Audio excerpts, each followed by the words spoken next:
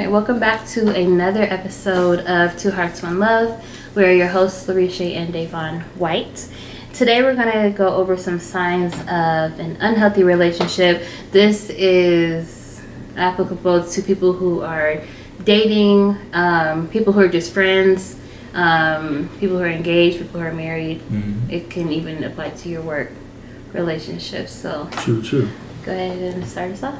So one sign of being in an unhealthy relationship is intensity, and not in a good way. Mm-hmm. Intensity in the sense of you respond to like a regular situation, like very over the top. Your emotions go from 0 to 100 in the most unhealthy way. Like you're expressing rage or extreme anger because maybe, I don't know, I forgot to put the salt back into the cabinet. Right, okay. And so your response is to break throw it you know to what I wall. mean? That's intense. It's like it's unnecessary, and it's like really an unwarranted reaction. Okay. But there are those situations. Also obsession. Mm-hmm. Like an obsession with you, like you can't be from under my eye because I need to know what you're doing at all times. Okay. That's not healthy.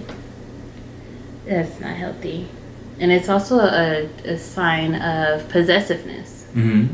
And I think that somebody can be possessive and maybe it spills into like an unhealthy, almost stalker type of situation. True. Yeah. You want to add to possessiveness? Possessiveness, in regards to being unhealthy in a relationship, you feeling as if you own this particular person, you feeling as if, whatever they're doing has to be run through you. So you want to make sure that you're very careful when you're dealing with someone in a relationship, if they're showing signs of being possessive, being aggressive, being obsession, having traits of obsession, that can be very unhealthy and even dangerous in some cases. If this person is showing these traits, you want to you want to recognize that and make sure you're safeguarding yourself in a relationship, expressing this. I'm noticing this type of behavior. Is everything okay? Making sure that you know where you're at within this particular relationship. Another sign of being in an unhealthy relationship is control. Somebody telling you what you can do, what you can't do, what you have to wear, who you can and cannot hang out with. I think it's okay when people have suggestions, like maybe I see something in that friend that is not the best. They don't really bring out the best in you. Maybe you can kind of scale back the amount of time that you spend with the person versus you can't talk to this person anymore. Mm-hmm. You can't hang out with this person anymore. And if you do, then there's a consequence, whatever that consequence is. Okay. So, that could be unhealthy in a relationship if you're not knowing how to control. So technically, as the male figure in a relationship, you should have some level of control of a relationship, but you would have to know how to lead to control. So you would definitely have to be able to control yourself first. You would definitely need to know how to lead as a man. No, you would need to understand your role as a man, especially as Christians, a godly man, and that would help you to level out the playing field of controlling. So you want to be mindful of control in a relationship as it pertains to an unhealthy relationship. You want to make sure that you're not being controlling, possessive, things like that. Okay. Another sign of an unhealthy relationship is lying.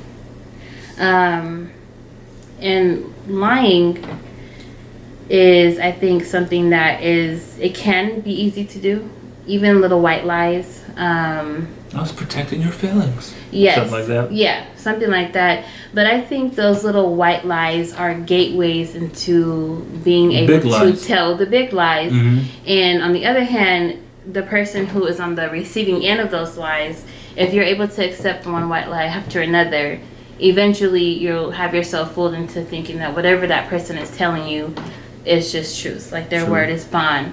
And lying is a gateway for so many negative things to flood your relationships. Right. Lying about where you're at, who you're hanging out with, where you're going, what you're doing.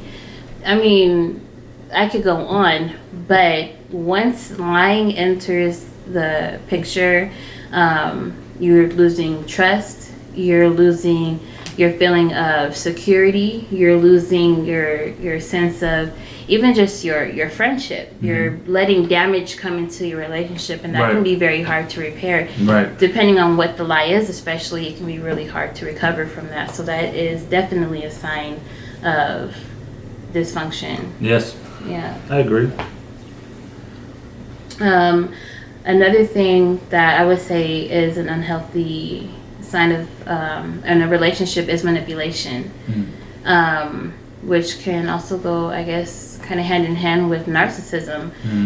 Dating or being married to somebody, having a friendship with the person, or even a work relationship with the person who is able to manipulate you to do what they want you to do, be it good or bad, is really not a healthy thing. That's something that I feel like the individual, maybe who's being manipulated, needs to kind of check within themselves, and should be able to kind of confront in a healthy way the person who is doing the manipulating. I think when you're in a relationship, you shouldn't have to manipulate your partner's feelings. I think everything should be able to kind of just flow naturally. There may be times where you maybe manipulate a situation in a good way, because there is a such thing as good manipulation, but we're talking about the manipulation that, a fine line. Yes, the manipulation that has you doing things that go against your moral standards, stepping outside of your boundaries in a healthy way, even getting into things that are harmful to your body, your physical body, your relationships with your families. It can really be anything. Yeah. And I think that's big for individuals who are influential. You've been being able to use your influence. You got to be careful in a relationship, knowing how to turn that on and off when you're in a relationship with someone, because it can get real easy to kind of manipulate that person or sway them into, something you're wanting to do, or some way you want them to feel. So being able to know when and when not to is a big thing in a relationship as it pertains to manipulation. Yeah. It can be unhealthy. Yeah.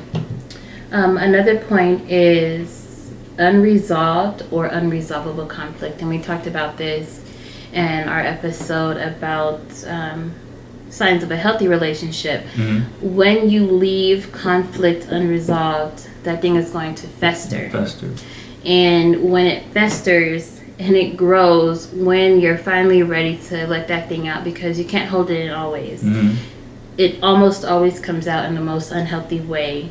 And so it's better if you're able to resolve conflict. Now, we've been in situations, I think, where we couldn't really find a resolve. And so then we had to go outside and seek godly counsel.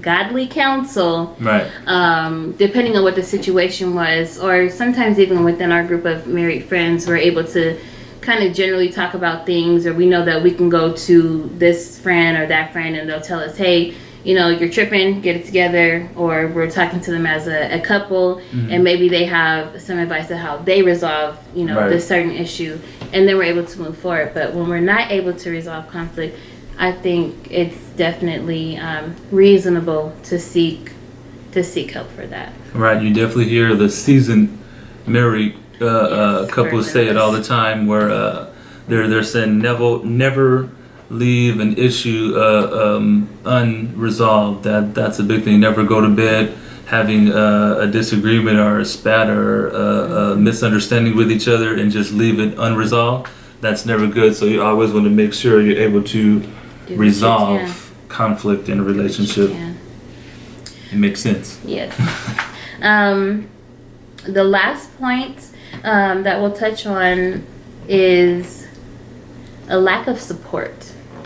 That's a good one. A lack of support. If you are in a relationship where, let's say, you have this certain dream, I can use myself as an example because I have a bunch of different dreams and visions and things that I want to do, and I know that I can always count on my husband to push me to doing those things, pushing me toward greatness. That hasn't always been the case because in our younger years, at the very beginning of our marriage, that was a completely different story. I felt like I didn't have support. You probably had your moments where you felt the same. You could tell me about something and I would kind of just maybe brush you off like, yeah, whatever. You know, you haven't done this. You said you wanted to do something else before. You didn't do that, so it makes me think that you're going to do it now. But when that is consistent and you don't see a progression or a change, that's definitely not healthy. Lack of support.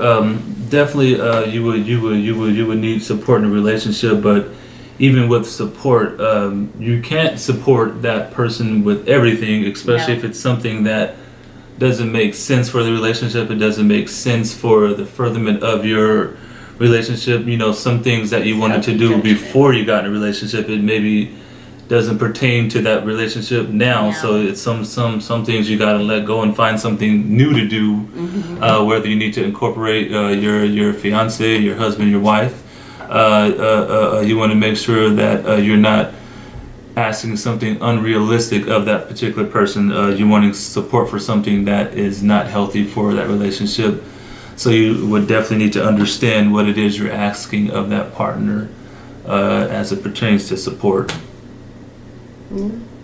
That's good, and that is all that we have for today. If there's anything that you would like to add, please let us know in the comments.